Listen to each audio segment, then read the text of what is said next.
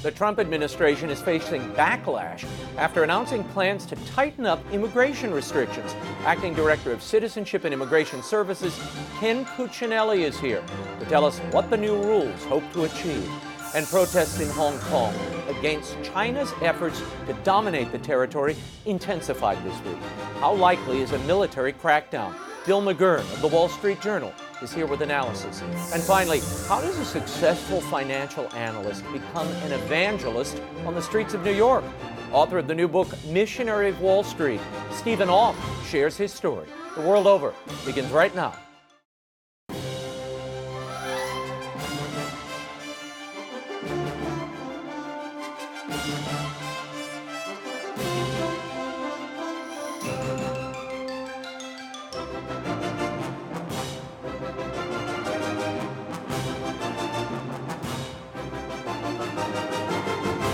Now, from Washington, D.C., Raymond Arroyo. A warm welcome to all of you joining us in the United States and the world over. A great show for you tonight. Ken Cuccinelli, Bill McGurn, and Stephen AUTH are all straight ahead. If you'd like to comment on tonight's show, send me a tweet. I'm at Raymond Arroyo. But first, some news from the world over. On Monday, the U.S. Department of Homeland Security and U.S. Citizenship and Immigration Services announced a rule to ensure that immigrants seeking to come to or stay in the United States are self-sufficient and are not likely to become a public charge. The rule makes it more difficult for immigrants who rely on government assistance like Medicaid, subsidized housing, and food stamps to obtain legal status. On Wednesday, 13 states, led by Washington Attorney General Robert Ferguson, filed a lawsuit over the Trump administration's new public charge rule. Ferguson said the rule is unlawful as it changes the long-standing meaning of the term public charge. He argues that it violates the Immigration and Nationality Act. The rule announced Monday is set to go into effect on October 15th. Joining me now to discuss all of this is former Virginia Attorney General, currently serving as Acting Director of Citizenship and Immigration Services for the Trump administration, Ken Cuccinelli.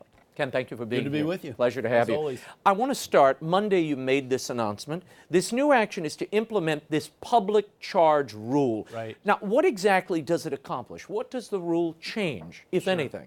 Well, what it does, first of all, we're not changing the law. We're implementing the existing law, a law passed on a wildly bipartisan basis. In signed by Bill Clinton. 1996. That's right. It was passed on a voice vote. It was so controversial in the Senate. Overwhelmingly passed in the House, signed by Bill Clinton. And what it does is it puts meat on the bones of this really 140-year-old tradition in federal law that we will screen incoming immigrants to be sure that people coming here to join us permanently, getting a green card is the stage we'll see it in my agency, will be able to be self-sufficient, will stand on their own 2 feet, and won't in the future be a public charge is the term, which means going on welfare in the future and being dependent on it. So it's really just defining what public charge means. That had been undefined thus far. It had been undefined, and what had happened through much of the history is that individual case officers made their own decision. Well, and that has a difficulty that may be obvious, that you can't be fair if you can't be consistent. Right. And these guidelines give us the basis to go train all of our career immigration services officers, these are career employees who make these decisions about how to do this screen. And let's be really clear about 2 things. One, doesn't cover humanitarian, doesn't cover asylum, doesn't cover refugees, trafficking victims, domestic violence. Those are not covered at all. Is it just green card applicants and those applying that's for that's where we'll see it. The Border Patrol will see it at ports of entry. The Department of State will deal with it in their consular offices around the world when people apply for visas. Okay. Now, I have to mention this to you. You have been a cover boy in recent days on a number of networks. For good or ill? Well, I'll let you decide that. But it stemmed from an interview you gave with NPR. And they asked about the Emma Lazarus poem on the Statue of Liberty. And later, CNN's Aaron Burnett asked you about it. I'll let people watch. The poem reads, "Give me your tired, your poor, your huddled masses yearning to breathe free, the wretched refuse of the teeming shore. Send these, the homeless, tempest-tossed to me. I lift my lamp beside the golden door." Wretched, poor refuse, right? That's what the poem says America's supposed to stand for. So what do you think America stands for? Well, of course, that poem was referring back to people coming from Europe, where they had class-based societies, where people were considered wretched if they weren't in the right class. And it was written 1 year after the first federal public charge rule was written, that says, and I'll quote it, "Any person unable to take care of himself without becoming a public charge," unquote, would be inadmissible. I didn't realize, first of all, that Emma Lazarus had risen to the level of a founding father or a Supreme Court justice. And that poems were law. Well, look, I hope Irving Berlin makes a cut eventually. But did you mean, as so many in the media have since implied, that Europeans are the only ones who need apply for citizenship in the United States, or they're the only ones we're welcoming today? Well, no, of course, that's ridiculous. The poems, refers to the new Colossus. The old one was in Europe, in Greece, and they did have a class-based system coming out of Europe. And one of the beauties of America is that no matter where you're born or your circumstances, you can rise on the merit of your own effort, no matter where in the world you come from. And the people who oppose this rule, Raymond, they haven't found a good substantive basis to argue with it. So they make up these side attacks that have nothing to do with the core question. Your critics say that this will limit the number of people requesting green cards and as well as entry to the country. Is that the intention? Well, it is not the intention to stop people from applying, but what it is intended is that our career immigration officers will make these decisions based on all the factors that Congress told us to consider, whether or not one of these people on a case-by-case basis is likely to become public charge, to go on welfare at any point in the future. And I say any point in the future because that's what Congress said. They also told us to consider age, health, financial status, and assets, and education and skills. Congress told us to do this, and we're following that law and keeping an important promise that President Trump made as far back as his campaign. Yeah, I mean, there have to be qualifications for entry to a country. And there always have been. Right. So and we're not alone in that. I am a little, I was confused by kind of the blowback because it seemed you were just defining this one thing. But your critics say, the executive director of the National Immigration Law Center said this, we'll put it up on the screen, "This news is a cruel step toward weaponizing programs that are intended to help people by making them instead a means of separating families and sending immigrants and communities of color one message: you are not welcome." Your message to them. Well, of course, they want to weaponize every argument they make. And the beauty of America is one of the things that binds us together is that we're all governed by the same law. Doesn't matter what color we are, doesn't matter what creed we are. We are founded on this rule of law notion. This is the application of law to everyone coming to this country on an equal basis, on equal terms, but it matches our historical and legal tradition of requiring people to be able to stand on their own. Self-sufficiency is a core American value, and that's all that we implement in this law. Politico is reporting that the State Department is already cracking down on these potential public charges. Okay, they have rejected 12,179 people in fiscal year 2019.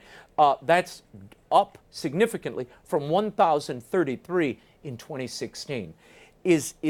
Are these tougher standards keeping working people out of the United States? Is this a deterrent to them coming here? Well, it's certainly not a deterrent, but it is a filter to make sure that the American taxpayers in the future don't end up bearing the burden of people who cannot carry their own economic weight, meaning care for themselves and their family when they come here. America offers great opportunity, great freedom, but not free stuff. Yeah. That's not what we're about.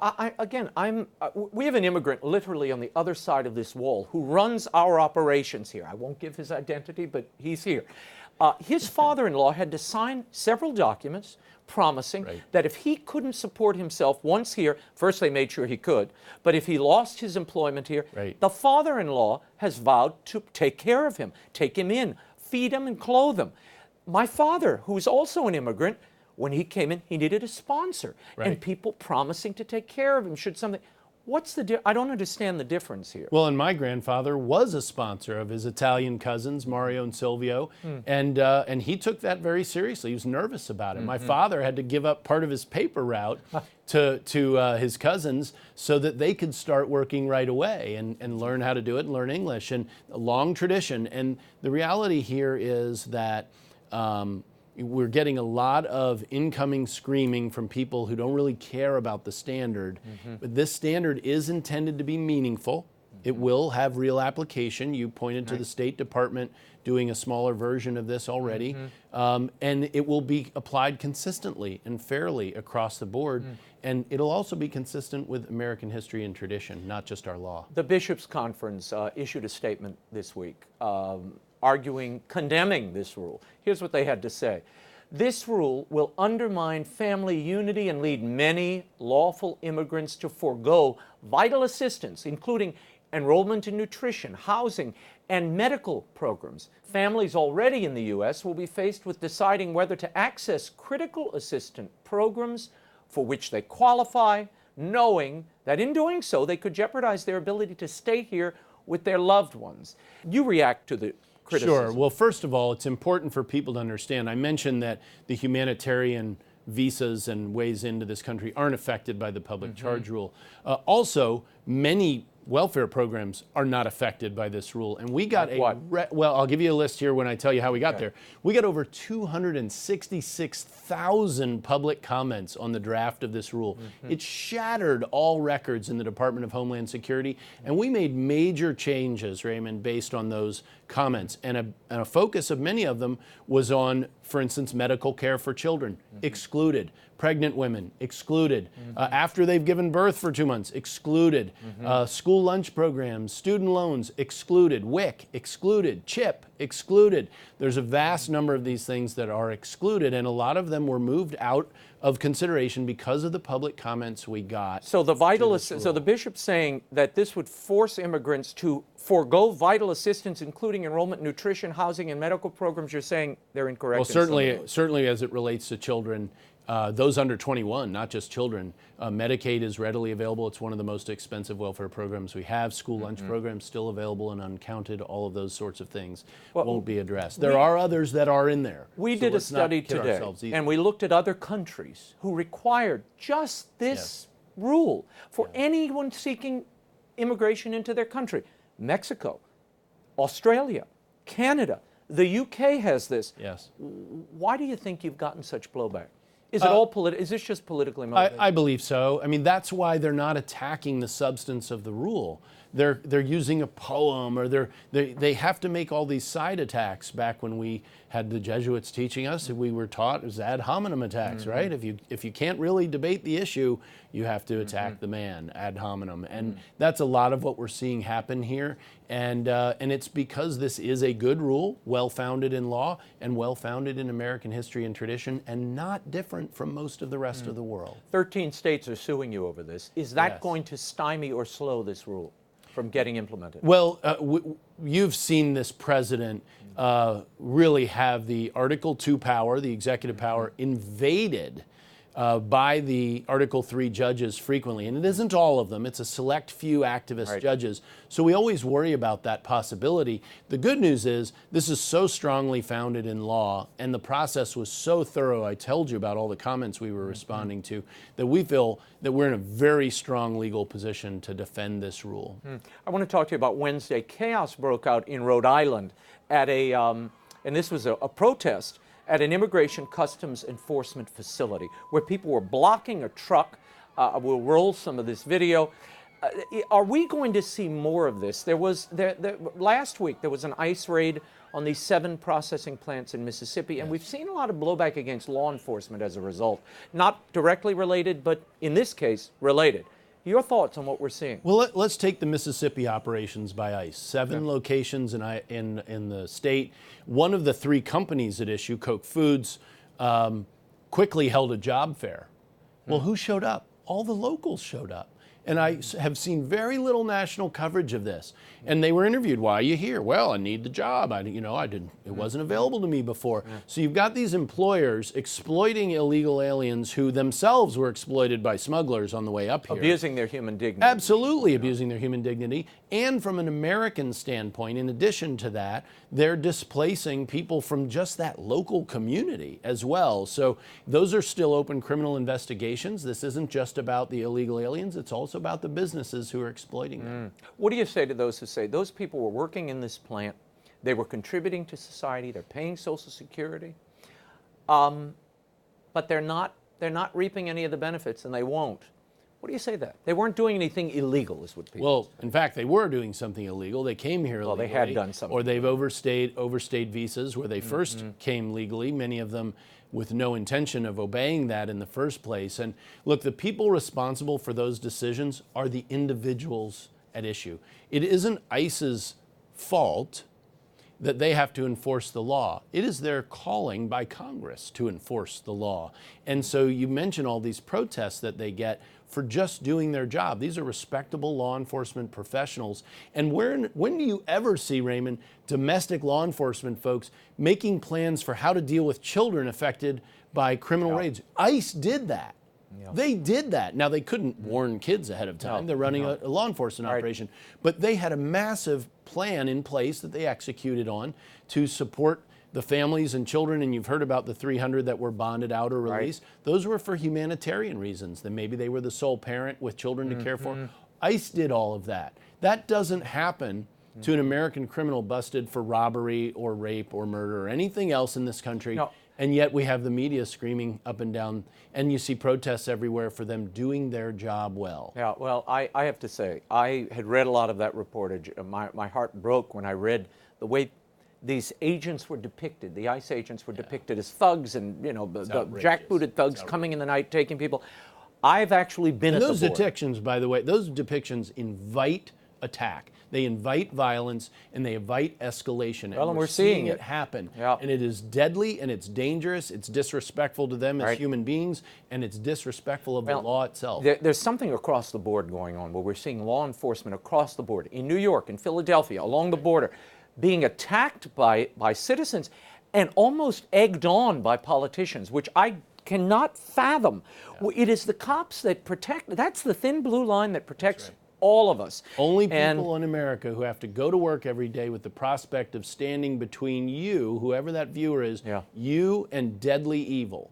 And they're willing to do it every day. Well, and I have to say, when I met those ICE officers, when I met Border Patrol along the border, and I've spent time down there and was embedded with them for a number of days. I'm going next week again. It is a very different portrait that you come away with. These people, the men and women I saw, were caring. They were working after hours to care for these children they had fished out of the river. Money. Yeah, I mean, they've got supply closets that they're filling with their children's old belongings or food that they purchase at Sam's.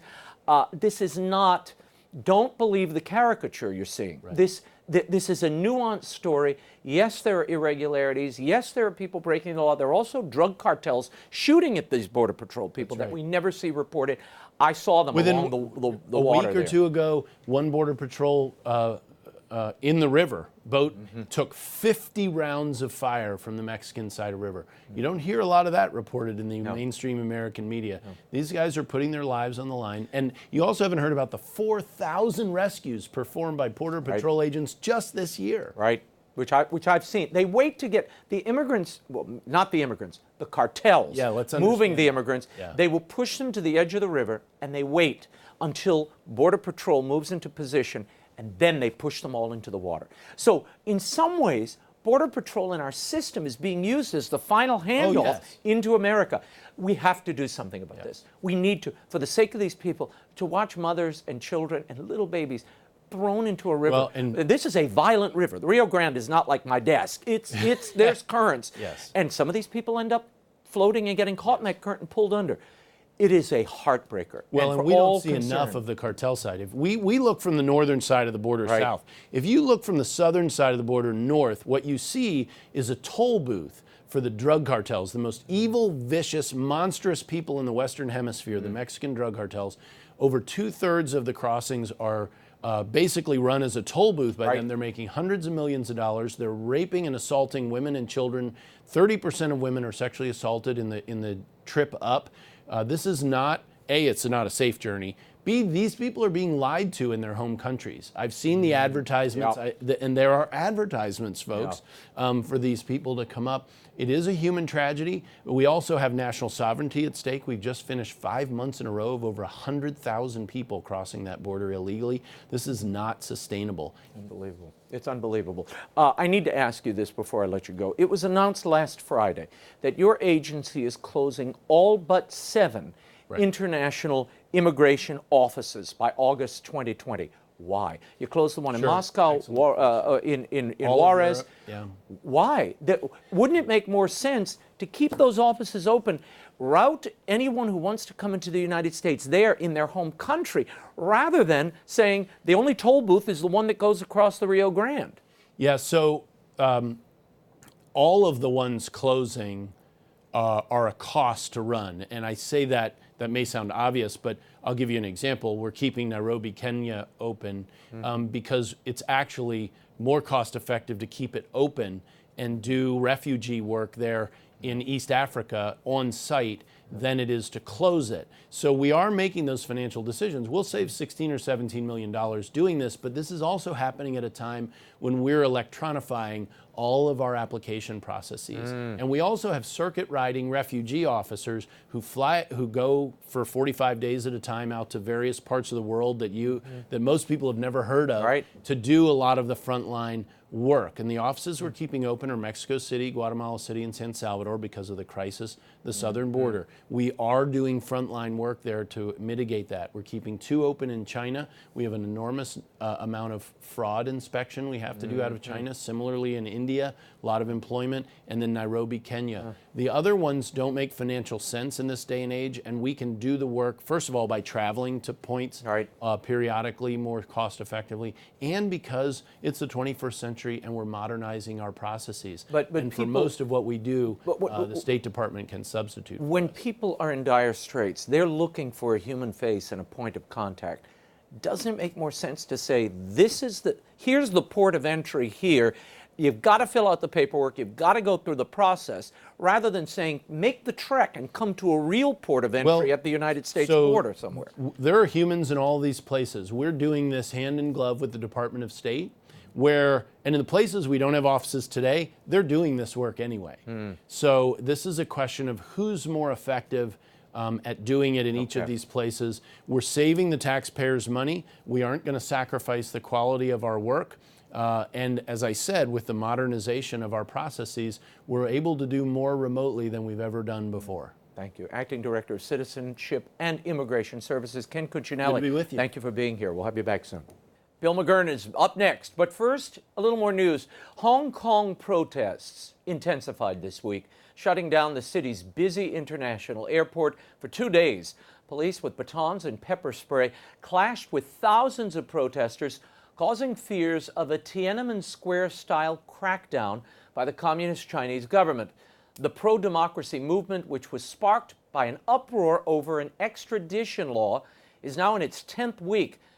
Joining me now is former speechwriter for President George W. Bush and columnist at the Wall Street Journal, Bill McGurn. Bill, thank you for being here. Now, glad to be here. You have been covering this story for years now. You lived in Hong Kong. Your column in June spoke about a million new dissidents being created. Is that what we're seeing now? And tell us what that initial 1984 declaration between Hong Kong and China promised. Well, you're right, Raymond. I was there in the 80s and 90s. Hong Kong's a special place to me. That's where I first went as a married man. That's where I became a father. So it's really another home to me. Some of our dearest friends are in Hong Kong. And it's one of the most peaceful and prosperous societies that took all these desperate people fleeing communism and built up a world-class city. So basically in 1984, they were promised that China would regain sovereignty, but Hong Kong would maintain its way of life, right? And that hasn't happened. I mean, China just wants control. Right. And Xi Jinping in Beijing is a guy who puts control first. And this is what happens. I've said it before. a couple of times on TV that watching China handle Hong Kong is like watching a Stradivarius in the hands of a chimpanzee. This is all unnecessary. Yeah. Earlier this week, President Trump, was rather subdued when speaking about the violence in China. Well, the Hong Kong thing is a very tough situation. Very tough. We'll see what happens, but I'm sure it'll work out. I hope it works out for everybody, including China, by the way. I hope it works out for everybody. It's a very tricky situation. I think it'll work out, and I hope it works out for liberty. I hope it works out for everybody, including China. I hope it works out peacefully. Hope nobody gets hurt. I hope nobody gets killed. Yeah, look, I think the best you can say for the president's tweets on Hong Kong is that they've been a little incoherent. In the last day, it seems that he's walking back some of this. I think he's got some criticism and people saying, hey, wait a minute, in this contest, you can't be seen as giving China a green light to do what it wants to do to crack down. That said, and the Hong Kong people are desperate for the United States and other people to speak up. You know, that agreement you mentioned in 1984 is an international treaty.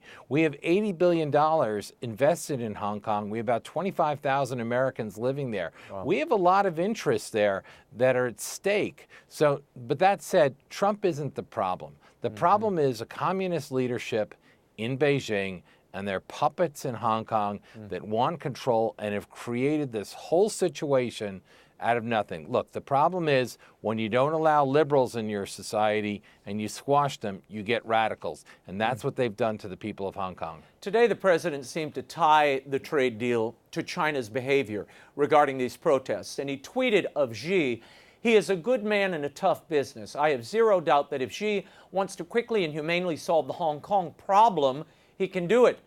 Is a personal meeting, Bill, is that going to turn around this confrontation? No, look, I take that as one of the things I said where I think the president's trying to walk back what looked like overly pro-Beijing comments. Look, presidents sometimes praise their counterparts. You know, George W. Bush, whom I work for, what said he'd looked into Putin's heart, I think, or Putin's soul. You try to do that so you don't embarrass them, to give them the room to do the right thing. Again, at the end of the day, this is a distraction. China could end these protests tomorrow if it just showed an ounce of humility. And that's the problem. They're not accountable to the people. And when the people don't have a way of making themselves heard in the process, they go outside the process. I mean, 2 million people marched, right? And only a tiny percentage are violent. And look, what happened? They closed the airport. Some things got out of hand. And what did Hong Kong protesters do yesterday at the airport? They apologized. If we saw just a little bit of that from the Hong Kong government or from China, this could end tomorrow. But each time they appear, they throw gasoline on the fire. Yeah, well, they brought in this retired chief of police or chief of security in Hong Kong who's really cracking down. He's throwing tear gas, and there are images of people getting beaten. There have also been numerous reports that China's assembling troops and heavy machinery along the Hong Kong border. There are even reports that they may be augmenting the Hong Kong police with forces from mainland China. Right. What should we be doing? What should be the U.S.'s posture? I mean, some of these protesters are waving American flags, Bill. Well, again, I think we have a lot of interest in Hong Kong. The communists in Beijing are saying that these protests are being instigated by the U.S. and other foreign interests, which is nonsense. You know, they see the protesters waving American flags. They're waving American flags because it's a symbol of democracy, just like they raised a goddess of democracy that looked like the Statue of Liberty during Tiananmen Square. So I think we should warn China that there'll be consequences. I talked to a Democratic lowercase d party official in Hong Kong this morning, and he didn't think China was actually going to use those troops. He thinks that they're just showing footage of them being amassed over the border to scare people. But I don't know, once you start down that route, it's very hard to stop. And these are people that put control first. And again, they have no concept. How did British colonialists rule that place without any of these problems, except during the Cultural Revolution when China stoked the flames. They did it in peace because they had more respect for the people of Hong Kong. Now, Bill, speaking of control, we're a year out from that Vatican-China Accord, the details of which are still unknown. But things have gotten worse, we can say authoritatively, for Catholics in the underground church. What are you hearing? And then I want to talk about Cardinal Zen's role in all of this, the Hong Kong protests and the resistance to this China-Vatican Accord. Okay, Raymond, you're getting very close to putting me in a near occasion of sin to contemplate the Vatican's role in China, because it's been disastrous. I thought it was disastrous from the start. I don't think it's necessarily getting worse. It's always been bad. It's never been good. We don't even know the details, right? It's secret in some ways. But we've given China the upper hand in this. And when they made this decision, they basically excluded all the people who know China, right? Cardinal Zen and so forth, from the process. So it's no surprise that we're going to see this situation. And people are desperate. Look, the Trump administration has just put religious freedom on the agenda, right? We're going to make this a big part of our foreign policy. Right. And China is a poster child for this. They're detaining Uyghur Muslims, right, in one place. They're going after Tibetan Buddhists in another place. They're going after the Falun Gong. They're closing down house churches, which are Protestant, low church, Protestant, non-denominational churches. And they're closing Catholic churches and going after, they're persecuting, they don't have Jews or they'd be persecuting them too. So it's a very bad situation. I think the Vatican has done a disastrous thing, and people there are really suffering, and they need leadership. You know, people can endure a lot if they're sitting there and they say, at least the Pope is with me. Right. Sadly, I'm not sure that they feel they can say that. Cardinal Joseph Zen, who's been here many times, I know you've interviewed him and known him for years, he met with the Pope in July to express his concerns about this Vatican-China Accord, and he was told by Francis that he would, quote, look into the problem. How important is the presence and example of Cardinal Zen in Hong Kong right now? I know he's retired, but are people listening to him? Do they continue to listen to him and look to him for leadership? Yeah, he's one of the people that has credibility because he's willing to criticize China publicly.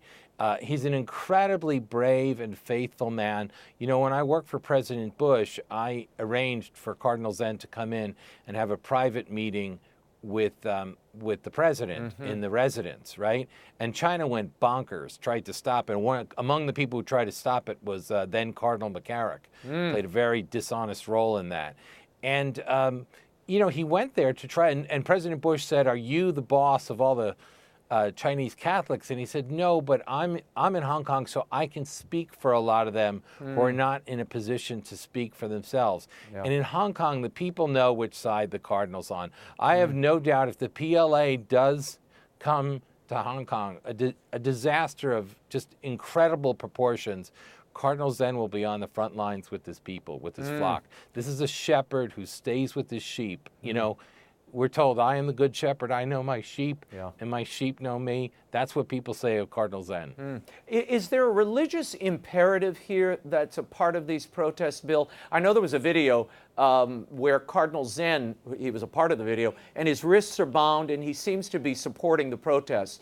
Is that an element of what we're seeing in these Hong Kong protests? It is an element. Look, Hong Kong is not a predominantly Christian city. Right. I think it's about 20% maybe Christian, only about 5% Catholic.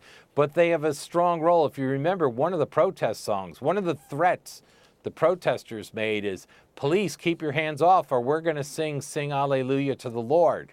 Lately they've been singing, Can You Hear the People Sing from Les Mis?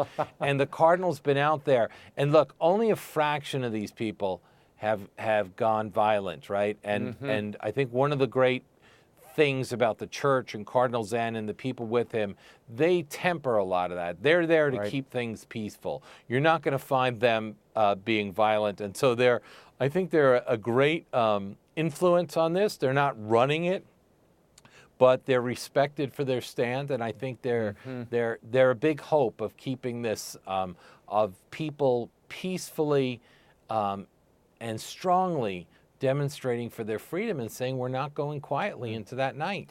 Bill, I want to move on to presidential politics here in the U.S. for a moment. Elizabeth Warren and Joe Biden are neck and neck in the latest polls. What are your thoughts on the candidacy of Biden at this point?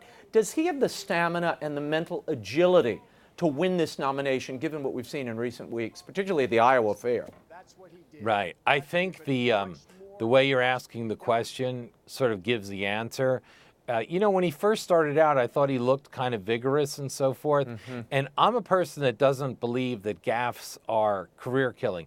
Right. Ronald Reagan made gaffes all the time. My own boss, George W. Bush, had a few gaffes. Most gaffes humanize you, right? Because people see you flub a name or something and they say, I could have done that. I don't think they're actually that damaging. The difference now is when Joe Biden reminisced about the Parkland shooting and talked about meeting those students, he looks like he's unaware of where he is. And the predominant virtue that Democratic voters are looking for is who can stand up to President Trump, who can defeat him. And now this is the thing; it's a question. So he's got a lot of debates ahead. He's got a lot of the campaign trail. People are going to be scrutinizing every image that they have of him and every recording to see if he's up there. And I think some people have their doubts. And at his age, I believe it's a legitimate question. Yeah. Speaking of Biden, Cardinal Raymond Burke appeared on Martha McCallum's show on Fox last week. He had this to say about politicians and Holy Communion. Listen.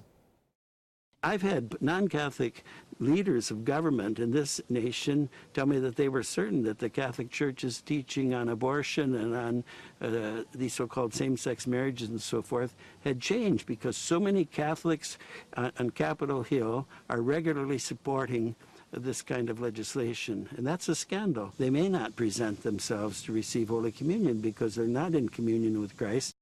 Bill, why aren't more bishops speaking out about this obvious contradiction when Catholic politicians very publicly dissent consistently from church teaching? I don't know. You'd have to ask the bishops. If you go through history, it's often the case that there are single bishops who are very brave. My wife and I, about 2 years ago, were watching the Tudor series, right? It was very risque in different parts, but the set, the costumes were quite interesting. And there's a scene where Henry VIII has all the bishops, 200 or 300 English bishops. And he says, by the way, it's not just my marriage. Now I'm head of the church and you're going to recognize me. And every single one of them assented, except for John Fisher, as we know. So, it's sadly, it's nothing new in this. We've lost people on the front end about even presenting Catholic teaching on human sexuality as a coherent whole.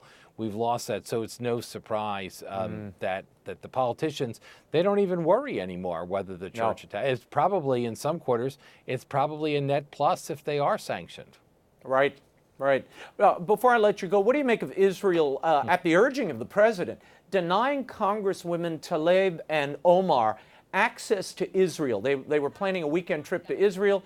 They are now prohibited from doing so, given their past statements. Your thoughts? Well, I looked at the Constitution before I came in here. I couldn't find the clause saying that an American congressperson has a right to go to another country in defiance of that country's laws. Israel's laws forbid people who are promoting the BDS movement that are perceived as anti-Israel, wanting the destruction of Israel, to go in. This seems to me the state of Israel's decision. I personally think that it actually might have helped President Trump and the case against them, because I think these women would have done extreme silly things over there, and now they kind of can tout themselves as the victim. But that's not our decision. Israel's a sovereign nation, and Israel gets to make that call themselves. And they're a sovereign nation, and they're under siege. So I'm not going to second guess their decision. Before we go, in San Francisco, the school board voted this week not to destroy a George Washington mural at a local high school that was painted by an artist in the 30s, a communist no less, and his intent was to criticize the nation's founding father by showing Native Americans and African Americans being oppressed. Nonetheless, in a 4-3 vote, the board decided to spend $815,000 to wall off the murals from view. Your thoughts on this? We saw something similar at your alma mater, at Notre Dame this past year. Right, with the Columbus murals. Well, look, as you pointed out, the murals in San Francisco, as I understand it, were painted by a communist intended to be critical of Washington and the founding. And I believe the painter spent his final years in the Soviet Union. So this is the classic story of the left eating their own. People who were regarded as left and radical in their own day are now regarded as conservative, and they must be destroyed. So it's a joke all around. These are the people that tell us we should be open to almost anything, but they're offended by a painting. I don't know. It just seems absolutely ridiculous. It seems no good is going to come, because if they make the right decision, it's for the wrong reason. If they make the wrong decision, it's for the right reason. It's just such a mess, and it speaks to the incoherence at the center of our public institutions, like our public schools. Bill McGurn, thank you for being here. Bill's column, Thanks, Raymond. Main Street, appears each week in the Wall Street Journal at WSJ.com. Bill, thanks again. Thanks, brother. By day, my next guest is the chief financial officer at a large investment firm in New York. He's also a devout Catholic who is taken to the street to evangelize the financial district. It's an amazing story detailed in his new book, Missionary of Wall Street, From Managing Money to Saving Souls on the Streets of New York. I sat down with him here in Washington recently to talk about it. Here's my exclusive interview with Stephen Auth. Stephen, I want to start after more than 40 years on Wall Street. In 2002, you have a heart event and a priest walks in, and this really set you down a whole new path. What happened? Yeah, I was in the middle of the financial crisis, and it was a very stressful time, and electrical malfunction. Ooh. And at that point in my faith journey, I had gone from altar boy growing up in the streets of Newark to, finally, I would call myself an indifferent agnostic. And then gradually, after I got married to the girl of my dreams, who was devout Catholic, I became what I would call a Sunday Catholic. And that's where I was when Father gave me last rites and my first confession in probably 30 years. Wow. And what did he say to you? Well, it took a while. And then he said, Steve, your guy has been given a lot of talents by the Lord, and you've been a very poor steward of them. And that really struck me, it struck home. And I said, well, if I survive this, I'm going to give my talents to the Lord and wait to hear the call, and I'll answer it. And your wife signed you up for a Holy Week mission. Tell people what that is and why you were so hostile to the idea of it. Right. It was another financial crisis, 2009, and the call came in from my wife, really, but it was really from a priest down at Old St. Pat's in Soho. Old Catholic neighborhood that had become gentrified, one of the most affluent neighborhoods in the city. Parish had kind of fallen away. Yep, I know it well. And the wife calls up and says, Steve, I signed us up to do this mission. And I said, sweetheart, what do you mean mission? She says, a mission in the street, so we're going to call Catholics. I go, sweetheart, that's not going to work. Never going to work. I mean, I know New York. I grew up all my life. The NYU kids and the hipsters. We're going to be having cigars put out in our foreheads. And, I'm the chief investment officer of a big company here. I'm all for answering the call, but this is crazy. And did you do it? Well, yeah, 2 weeks later, I was on the streets in New York, of course. What was that first experience like? About what I expected. Yeah, one of the first women I tried to stop, clearly a devout atheist, I would call her, called me a pedophile. Someone else handed me a bag of dog dung. Yeah, nice. The hat seller on the corner, who appears in the Missionary of Wall Street as a character that comes and goes, and is eventually converted, actually. Really? But at the time, his reaction is, I paid for this corner, and the missionaries come up to see me and say, the hat seller wants us off his corner. And I said, well, he didn't pay for the whole corner, so let's move 3 feet away from him and stay at your post. And it is interesting. He is eventually converted. Towards the end of the book, he ends up closing his hat stand and giving all 120 of his hats to the missionaries, who at that time had grown to a large force of people. Wow. How did you, after that first experience, which was not a good one, as you relate in the book and as you just related, why do you continue? to go back? Something happened, Raymond. Even then, there were a couple of stories, but I would say about a year later, there's a story that's related in the book of my. I stop a man who says he's been there, done that. You know, are you Catholic? Been there, done that. 40 years.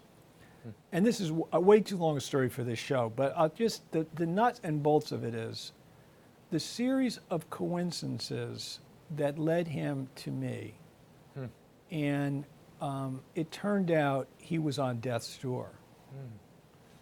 And there was something in my background about a painting at the Metropolitan Museum, the Supper to Emmaus, that related directly to this man's problem. And he himself had been in front of this painting a day earlier and didn't understand it. And yeah, okay, I think his life was changed, I hope. You know, the missionary never really knows. Right. You know? You're a part of the journey. You're not But the whole. yeah. We're just agents of the kingdom. We're not kings of the kingdom. So walk me through specifically, just so the audience understands, what exactly do you do? I have to say, the idea of being a missionary to a Catholic sounds like something a visiting priest might do, or, you know, Junipero Serra or somebody did.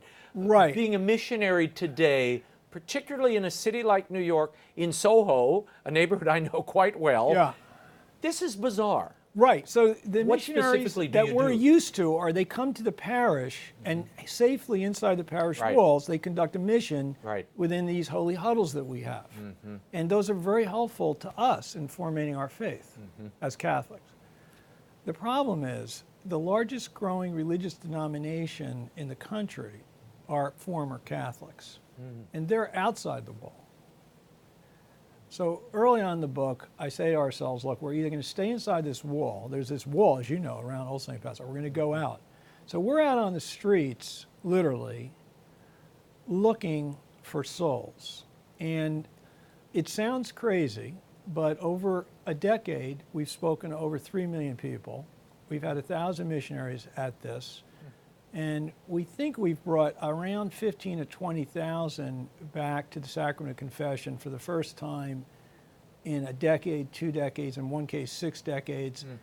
And these folks have had a conversion experience. How do we do it? Yeah, what do you do? What do you do specifically? Yeah, we use the Mabel's two. walking down the street and you say what? Are you Catholic? It's a very profound question, Raymond, because of course, it could just mean, are you Catholic? But what does it mean to be a Catholic? And how do you respond to someone who says that?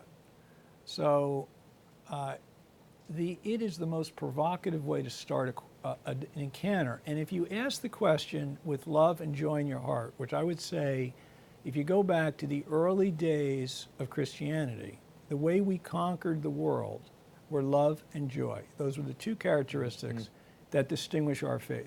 And I can tell you, on the streets of New York, agape love is something no one knows. But when they see it, it's whoa. And when they see that coming out of a missionary and they see joy, because they're all chasing this secular dream that's supposed to make them happy, quote unquote. They're deeply unhappy and in their iPods. And joy is confidence that we know our place with the Lord, right? That's Christian joy. The Pope, that was his first encyclical, right? And I think he's right at that stage. So the joy of the gospel. So we're out there, love and joy, we love them in. And when you ask someone that in a joyful, loving way, some of them are inclined to stop and talk to you. Some won't. Some Catholics, in fact, the book starts on this dark alley in Chinatown with this ex-con packing a gun. And there's this missionary by himself in the mist with 2 rosaries, and something really amazing kind of happens. But the way the encounter works is the individual walks past the missionary without responding. And the missionaries have found that former Catholics, well, sometimes they'll deny they're Catholic, but they almost always come back to us later. It really bothers them. Then we say, well, now we got another sin to confess, you know? But the other one is they'll avoid us. And we've had some in the story in the book there, but there's another story. The missionary's out on the missionary in this case, in a throng. I mean, in Soho, you've been there. Yeah. There's nights where it's a throng. Right. You know, as I've told some people, they say, Steve, this is low margin business you got here, you know, because it's 1 out of 40, but we make it up on volume. Uh-huh. And I'll be out there, hey, Catholics, any Catholics? And in the corner of my eye, I see a woman who's steering around me. So I'm saying to myself, she's Catholic. So unfortunately for her, or fortunately, the light changes and she can't get across the street in time. So I chase her down. I say, excuse me, miss, I think you're Catholic.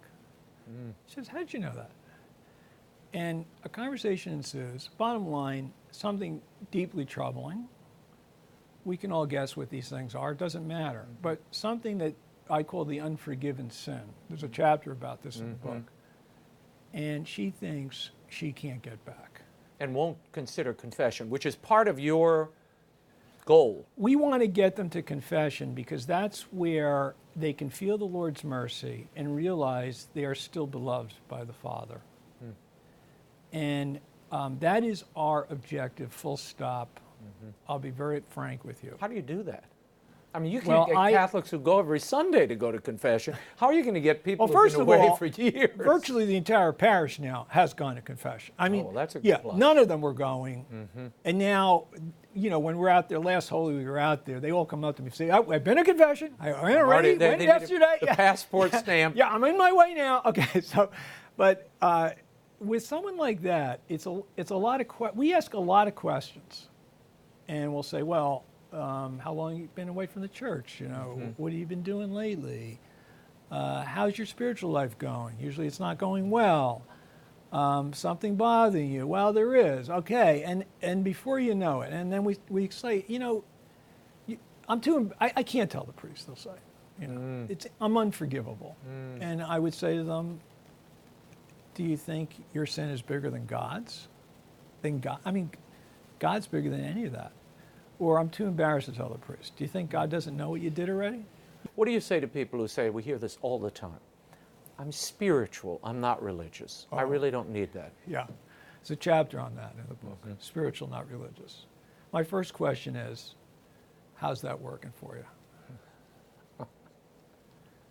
And if you ask it in a kind of sincere way, you'll get a sincere answer, which is not well. And then you take it from there. Yeah. What about, and I hear this all the time, I experience God more in nature than within the walls of a church. Yeah, well, it's good that you experience God in nature because He created it. But how do you know what He's saying to you? You know, and how do you know you're following what He wants you to do without some help? Well, Why do you think He breeze came? and the leaves are Why did He come down and sacrifice Himself to give us the gift of the church? From your experience, what could not only Catholics watching, but bishops, priests learn? What don't they realize that you've picked up? Well, I don't want to presume there's anything in this book that they haven't realized. But for me, some of the lessons from the book, if you will. Yeah. One, the importance of the sacrament of confession to the spiritual life. I think a lot of Catholics get that, some less so. And you can see, and many people have told me, Steve, I'm buying the book to give to my kids, to get them to think, I know they're not going to confession, and make them at least think about it. So the importance of that lost sacrament, I call it, to the spiritual life, we use it as a tool for radical conversion. So that's one. Two, this idea that this battle of light and darkness is real. When you go through this book and you see these stories, you literally see the missionaries grappling with darkness and people being dragged off into the dark. I mean, there's a real light and darkness thing going on. Another one for me is this thing about walls. Like, we're all, as Catholics now, because of the culture, we're being driven inside our walls. And frankly, it's our comfort zone. It's safer there, it's comfortable, we have like-minded people, we have people come in to give us missions. It's all good. And we may even get ourselves to heaven that way, but we're not going to get others with us. And we are an apostolic faith. We're called, each of us is called, to bring our fellow human beings, our brothers and sisters in Christ. Another one is love conquers all. I know that sounds like a truism, but I'll tell you one story. We're sitting there one night, and there's Hindu monk shows up. And I'm used to this. You know, we interact with atheists, Muslims, Buddhists, Jews. A lot of them end up in the church, by the way, by the time we're done with them. But, you know, so I'm sort of steeling myself for what this is going to lead to. After about 15 minutes, he walks over to me and he says, you know, you guys are never going to convert me. I'm a Hindu monk. And I get it, you're Catholic. But I really applaud what you're doing. It's obvious to me that you two guys love every single person you encounter, even the ones who are almost spitting at you. And I can see it in how you're dealing with them. And that witness is so beautiful and something we need in this city. So I think, you know, the idea that love never fails is not a truism. It works. But you got to have it. You know, you can't make it up. You got to do it. A New Yorker will tell you right away when you're faking it. So it has to be real love. And the only true love is love through Christ. If we love the Lord, then loving his sons and daughters is simple. We will leave it there. Stephen Auth, thank you Thank so you, much for Raymond. being here. My pleasure. Thank you. The Missionary of Wall Street, From Managing Money to Saving Souls on the Streets of New York by Stephen Auth, is available in stores everywhere and online. Now, before we go, this Feast of the Assumption is a very special day when, to my mind, one person looms large, Mother Angelica, who entered religious life this day in 1944. It was also on this day, 38 years ago, when she launched EWTN in 1981. May she continue to pray for us all and watch over us. And Will Wilder 3, The Amulet of Power, and the rest of the Will Wilder saga is now available at bookstores everywhere, online, and at the EWTN catalog. It makes for a great family read or for anyone looking for a supernatural adventure. And speaking of supernatural adventure, I was delighted the other day in the mail. I was sent a copy of the new Polish edition of the Mother Angelica biography, Matka Angelica. So I'm delighted to see it in Polish for all you Polish readers. So now you can read the entire saga of Mother Angelica in your native tongue. That's all the time we have now. Until next week, the show continues on Facebook and Twitter. Like me on Facebook. You can follow me on Twitter. The links are at RaymondArroyo.com. Be sure to catch us next week.